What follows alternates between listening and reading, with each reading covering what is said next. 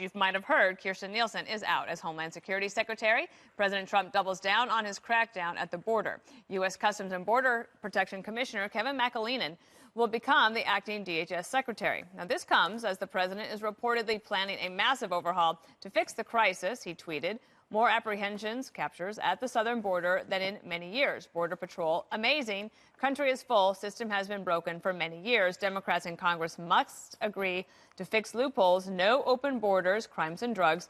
Will close southern border if necessary." Democrats are seizing on the news and criticizing Nielsen for her time as secretary. Watch this. For the rest of her life, people will look at her and think, oh, that's the woman who put children in cages.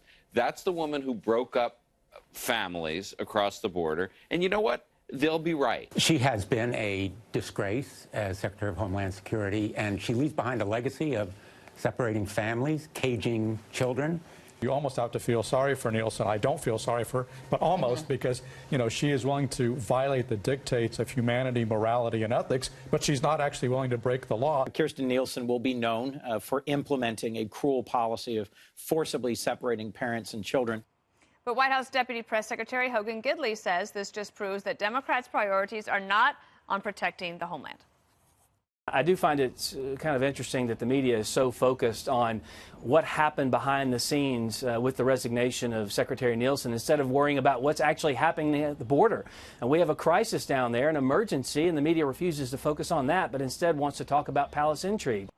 And acting White House Chief of Staff Mick Mulvaney also doubling down on the criticism of Democrats' handling of immigration.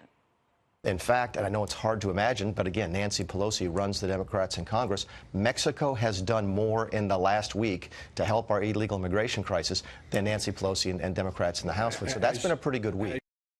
All right, we're going to take it around the table. We've got to start with you, Greg. Yes, I just find it richly ironic when Jeffrey Toobin accuses anybody of breaking up families.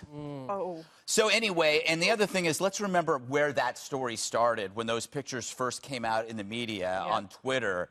Those were pictures that were from the time when President Obama was president. So this was a problem that was the splitting up of families that was shared by both families. This is the first time in probably recent history that we have a non-politician trying to solve a problem that was shared by both parties. We can agree that this is this is the responsibility of Democrats and Republicans. Okay, you got to look at Trump as a general manager of a sports team. The situations are not dictated by the players, right? The players are dictated by the situation. So when the situation requires a fix, he replaces people to affect the situation. So it's like baseball. If the current lineup isn't working, you say you bench the guy, or you get rid of the guy, you trade the guy for somebody else. That's all he does, and he sees if it works. And again, and I've said this before, the person who takes the long-term solution will never be treated sympathetically. Long-term solutions always seem harsh in the short term. You know, the media are the children who want ice cream for breakfast, right? Trump is the parent saying, no, you know what? To be a healthy adult, you're going to have to eat like this. So eat your greens. Eat your greens. What Trump is trying to do is affect the long-term solution that will remain that way after he's out of office, knowing that he's sacrificing so much capital. Everybody hates him for being the parent, the media especially, because they're the children who basically pushed this lie that this was the first administration to separate families. It is the truth. Really? Remember those pictures? No, hang on. The truth is that Obama was dealing with unaccompanied minors. Here you have families. So you have moms and children who were separated by Nielsen. And yes, the second and point, why? Again, I think that it's not only is it illegal, it's unethical and immoral. So but what do I you do? think So you that's put them why. in the same position? No, in the same I'm just saying compound what you said with wasn't strangers. True. It's just not true what you said. But I'm going to say so something it was else. working perfectly. It wasn't working. We have a different kind of issue now with so many families and children with those families. Why? Why? Because, and again, I just want to say, does all that he's done make you feel safer? Getting rid of Nielsen, getting rid of the Secret Service. It seems to me this is so dangerous in terms of our national security. We saw today from the brain room, this guy has more cabinet positions gone than everybody going way back. I mean, it's unbelievable. Sticking on immigration, Katie, your thoughts, of course. Kirstjen Nielsen, I think, in some ways was in an impossible situation, right? Yeah. She's confined by the law. Right. The president doesn't like the law. A lot of people don't like the law, but Congress won't fix the law. Yeah. And so she wasn't able to be tougher in the way that he wanted. So as Greg said, maybe you change the player. This has been a long time coming. This was not some rash decision that President Trump made. Kirstjen Nielsen has been on the rocks for a long time with President Trump. She's been able to solidify her position for a couple of months, but this is something that was inevitably going to come. It's very difficult for any Department of Homeland Security secretary to do anything more than they're doing now with this influx of people due to the way that the system is set up with the catch and release. Now, there is hope with McAleenan because he does have a good relationship with people on Capitol Hill. He worked for Barack Obama and was on the front lines of this crisis when it started in 2014. And as Greg said, the photos that everybody was saying belonged to the Obama administration about the children being in cages, those were from 2014. And we at Town Hall and at Breitbart were some of the only reporters in the entire media who were actually publishing those photos and warning about the crisis that was coming.